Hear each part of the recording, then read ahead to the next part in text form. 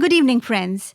Once again, this is Sheeba Rakesh welcoming you to the English program. And like last Friday, we have with us our very esteemed guest, Professor Seema Singh Katiyar. For those of you who for some reason missed listening to the English program last Friday, we discussed issues relating to life, literature and women. And Professor Katiyar gave us some very interesting insights into questions that I threw at her. The episodes of the English program are available on the YouTube channel of Akashvani, Lucknow. I do strongly recommend that you listen to them and do subscribe to our channel. For the uninitiated, Professor Katiyar holds a 3-decade-long experience in teaching English literature at the Department of English, Avadh Girls Degree College, Lucknow. She is an author and a poet. Welcoming you once again, Professor Seema Singh Katiyar, to the studios of Akashvani, Lucknow. Thank you, Sheeba. Violence in relationships and of all kinds, physical, emotional, financial, is something that eats into the very vitals of one's relationships and the self. Now, how, according to you, does it impact the pursuit of education or a career when it comes to women? Thank you, Sheeba, for this very vital question. I would bifurcate this answer into 2 parts. First, I shall concentrate on the pursuit of women and how the violence in society makes it very difficult,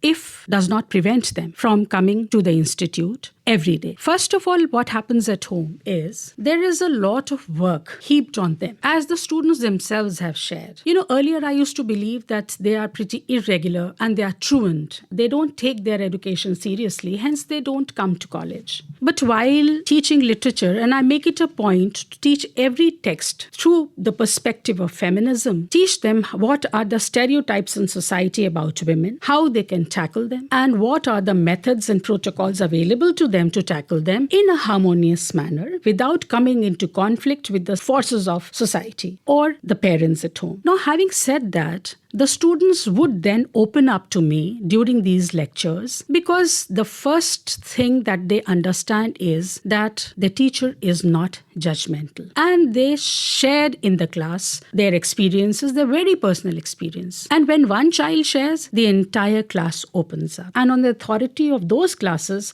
whatever I say, I say. Now, the students often complain that there's too much of work heaped on them and there is a lot of gender divide at home. That is, we all understand gender division of labor, that certain tasks are meant for men and certain tasks are meant for women. Now, here I would say that men, are also victims of patriarchy. Here we are talking about women, so I'll keep myself to the kind of problems that they face. And they say that there is a lot of work at home that they have to do before they could actually come down to classes. Once they leave home, they come to college, taking public transport. Now, here they are victims of eve teasing or bad touch, people following them, passing comments. Once a student said that, ma'am, it's a task for me to come from home to college, to commute. And when I come to college, that one task is completed. And she went on to say, but for boys, there is no such task. So my primary task is to reach college safely. Mm-hmm. My second task is to study and concentrate on my education. And then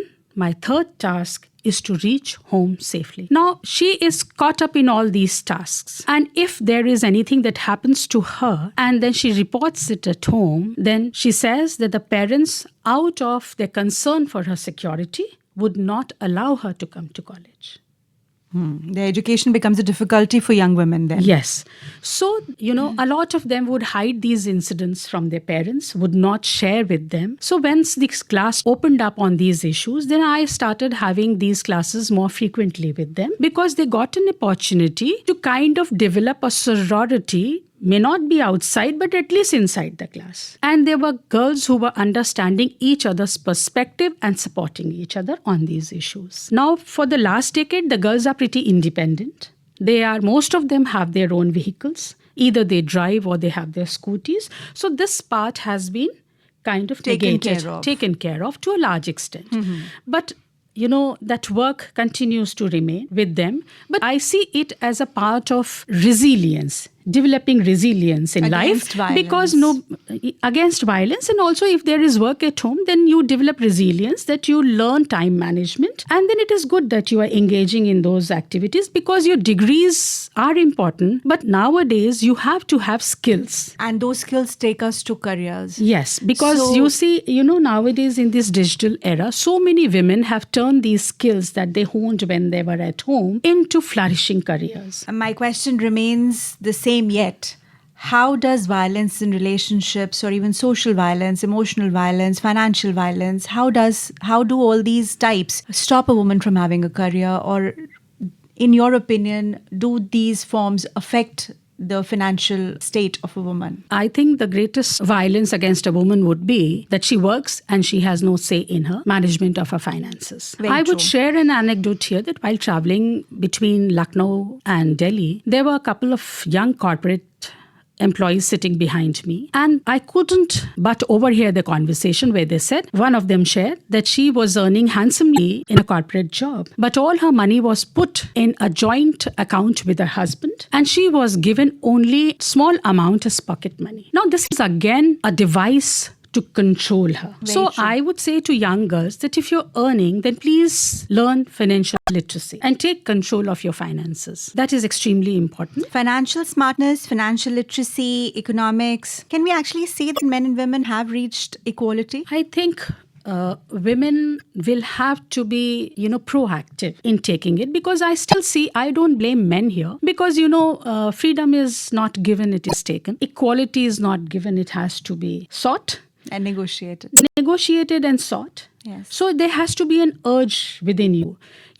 Managing your finances means extra work, and you will have to educate yourself also in those fields. So generally women shy away, taking the easier route of letting the men manage. So I wouldn't blame men most of the time. I would say that the girls will have to be proactively take back that power. So then it boils down to the fact that men and women can be equals only when women want to be equal to men. Women are handling so much. What emancipatory traits do you notice in women today that were not there earlier? Sheeba, the pursuit of education is one such emancipatory trait that I would like to highlight. Earlier, women did not have opportunity to pursue education despite the deepest desire to educate themselves. Today, this is not at all an issue. A girl of any age, a woman of any age, without any taboo, can pursue any part of education, any field of education, and they are doing it. Now, this is what was denied to the generations earlier. And also the freedom to go out and work. Further, the greatest change that I have seen is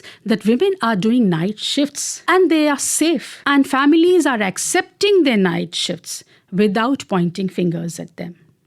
Has there been a change in women's education when we compare the pre-COVID and post-COVID timelines?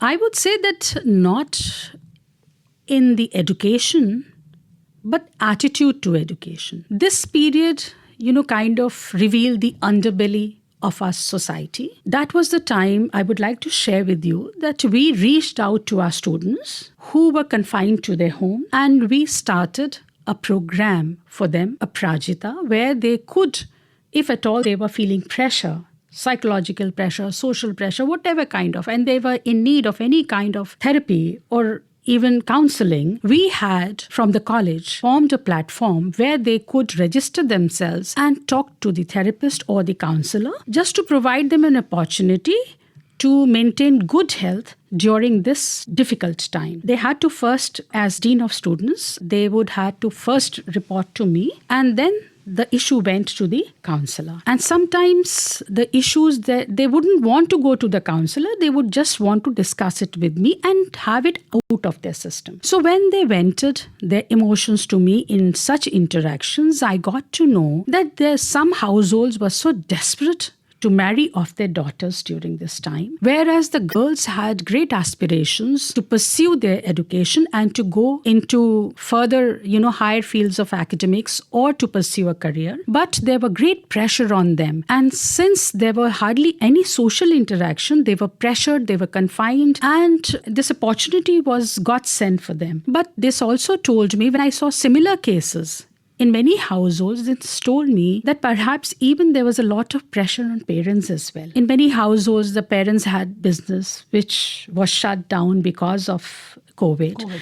And so they wanted to marry off their daughters while they still had something before they actually went into loss. So it was not out of any malice to their children, but out of their love for them that they wanted to have these kind of alliances, looking for alliances and pressurize them. Both sides had their own pros and cons. But ultimately, the child chose to speak to us and went into counseling about these things. And finally, the matters were resolved. And we all know how lockdown finally came to an end. There was social interaction restored, and these issues were resolved. I don't think any child was married off during that period, but the times were tough. So the pursuit of education, the pursuit of career, and to some students, it taught how important it is to earn their livelihood. And I saw some go into, pursue their academics with a lot of fervor thereafter to have careers that would provide them financial security later in life. Friends, all of these interactions that we have in our programs are meant to serve a purpose of entertaining you, educating you, and most important of all, of highlighting the important trends in the socio-cultural fabric so that we learn to sift through the grains of our lives to procure the nutrition we need. In this process, we are ever thankful to our experts who help us achieve this purpose. We are very, very grateful to you, Professor Seema Singh Katiyar, for taking out the time and enriching our journey. Thank you so much. Thank you, Sheeba. Thank you so much. With this, we come to the end of this edition of the English program. Till we meet next week, Sheeba says, Namaskar.